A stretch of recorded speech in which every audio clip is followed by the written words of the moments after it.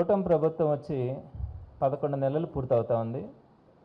ఈ 11 నెలల్లోనే అనేకమైనటువంటి కుంభకోణాలు, స్కామ్స్ ఈ 11 నెలల్లో జరగడం కూడా మనం గమనిస్తూనే ఉన్నాం.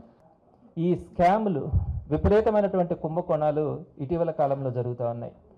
అవి ల్యాండ్ మాఫియా కావచ్చు, అదేవిధంగా క్వార్జీకి సంబంధించి కావచ్చు, సిలికాన్ స్కామ్ కావచ్చు, ల్యాండ్ మాఫియా కావచ్చు, అమరావతిలో సిండికేట్ మాఫియా కావచ్చు, అదేవిధంగా ఉర్సా అని ఈ మధ్య ఒక కుంభకోణం కావచ్చు, లిక్కర్ స్కామ్ కావచ్చు, ఇలా అనేకమైనటువంటి స్కామ్స్ని వాటన్నింటినీ కూడా మీకు ఈరోజు డీటెయిల్గా కూడా ఆ స్కామ్స్ గురించి కూడా వివరించడం జరుగుతుంది. ప్రధానంగా మే 2వ తారీఖున అంటే ఒక 4 రోజుల క్రితం మన ఎలక్ట్రిసిటీ బోర్డు సంబంధించి యాక్సెస్ అనే కంపెనీతో ఒక ఒప్పందం చేసుకున్నారు. ఈరోజు భారతదేశంలోనే అతి పెద్ద స్కామ్లలో ఈ పవర్కి సంబంధించినటువంటి అగ్రిమెంట్ అన్నది మనం ప్రధానంగా కూడా చెప్పుకోవచ్చు. మీ అందరికీ తెలుసు, లాస్ట్ వైఎస్ఆర్సీపీ గవర్నమెంట్ ₹2.49 ఒక్కొక్క యూనిట్ని కొనుక్కోవడానికి సెంట్రల్ గవర్నమెంట్కి సంబంధించిన సెకీతో ఒప్పందం చేసుకుంటే తెలుగుదేశం ప్రభుత్వం అదేదో 1,00,000 కోట్ల కుంభకోణం అని ₹2.49 యూనిట్ని కొంటారా, అంత అవసరమా, దీంట్లో పెద్ద ఎత్తున స్కామ్ జరిగిందని చెప్పి ఆ రోజు చంద్రబాబు నాయుడు గారు ఎలక్షన్స్కి ముందు ఏ విధంగా మాట్లాడినారో మీకు అందరికీ కూడా గమనించి ఉంటారు. అదే ఈ రోజుకి ₹4.60 లెక్కన 4 రోజుల క్రితం మే 2వ తారీఖున ఒక ఒప్పందం చేసుకున్నారు. ఎవరు? ఆంధ్రప్రదేశ్ ఎలక్ట్రిసిటీ రెగ్యులేటరీ కమిషన్ వాళ్ళు ఈ యాక్సెస్ రెన్యూవబుల్ ఎనర్జీ అనే వాళ్ళతో ₹4.60 లెక్కన యూనిట్ని కొనుక్కుంటామని 25 ఇయర్స్కి వీళ్ళు అగ్రిమెంట్ చేసుకోవడం కూడా జరిగింది. ఆ అగ్రిమెంట్కి సంబంధించిన కాపీని కూడా మీకు చూపిస్తా ఉన్నాను.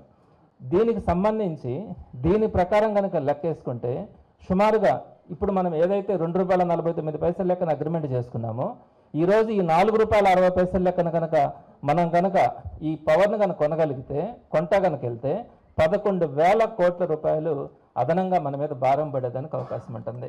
ఇంత హడావిడిగా ఈరోజు పవర్ చీప్గా దొరికే పరిస్థితుల్లో ఇంత హడావిడిగా ₹4.60 లెక్కన ఈ పవర్ని తీసుకోవడానికి 25 ఇయర్స్ అగ్రిమెంట్ తీసుకోవడం, అది కూడా ఒక ప్రైవేట్ ఏజెన్సీ వాళ్ళ దగ్గర నుంచి తీసుకోవడం అన్నది ఈరోజు పెద్ద వివాదాస్పదం అవుతుంది. కానీ కూటమి ప్రభుత్వం వచ్చిన తర్వాత ఎక్కడ కూడా చెప్పినటువంటి హామీని ఒక్కటి కూడా నెరవేర్చకుండా పవర్ ఛార్జెస్ని విపరీతంగా పెంచింది.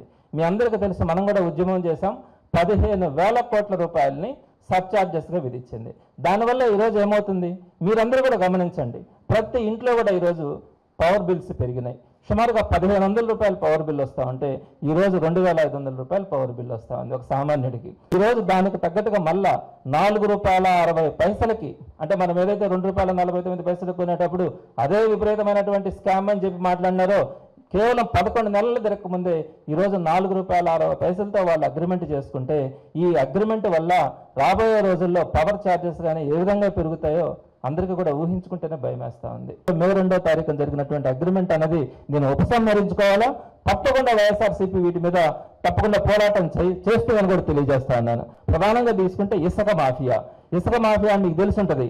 ఎలక్షన్ వచ్చే రోజుకి 80 లక్షల టన్నులను మనం ఇసుకని రాష్ట్రంలో సేవ్ చేసి పెడితే రిజల్ట్ వచ్చిన తర్వాత కేవలం జూన్ 4వ తేదీన రిజల్ట్ వస్తే జూన్ 6వ తేదీ 80 లక్షల టన్నుల్లో ఒక్క చుక్క కూడా లేకుండా ఎక్కడికక్కడ మాయం చేసింది ఇసుక మాఫియా.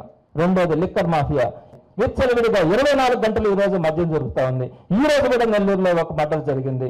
గత 4-5 నెలలుగా చూసుకుంటే నెల్లూరులోనే ఒక 25 మర్డర్లు, విపరీతమైనటువంటి మందు తాగి అదేవిధంగా డ్రగ్స్ తీసుకోవడం వల్ల ఈరోజు ఈ మర్డర్స్ అన్ని కూడా జరుగుతూ ఉన్నాయి. కళ్ళ ముందు మానభంగాలు జరుగుతూ ఉన్నాయి, కుటుంబ కలహాలు జరుగుతూ ఉన్నాయి, విపరీతమైనటువంటి అప్పుల పాలై ఈరోజు పేద ప్రజలు రోడ్డు మీద పడే పరిస్థితి కల్పిస్తూ ఉన్నారంటే 24 అవర్స్ లిక్కర్ని అవైలబిలిటీలోకి తీసుకొని రావడం, అదేవిధంగా వీధిలో కూడా వీటన్నింటినీ కూడా బెల్ట్ షాపులు పెట్టి మందు అమ్మడం వల్ల ఈరోజు పరిస్థితులు దారుణంగా తయారైనాయి. అమరావతి కాంట్రాక్టులు ఇది ఒక పెద్ద మాఫియాగా తయారైంది. 15,000 కోట్ల రూపాయలకు సంబంధించినటువంటి ఈ అక్కడ కన్స్ట్రక్షన్కి సంబంధించి టెండర్స్ ఇస్తే మీకు అందరికి కూడా తెలిసే ఉంటుంది, 10% రిలీజ్ చేసేసారు. అందరికీ కూడా 10% రిలీజ్ చేసి దాంట్లో నుంచి 8% కమిషన్స్ తీసుకున్నారు.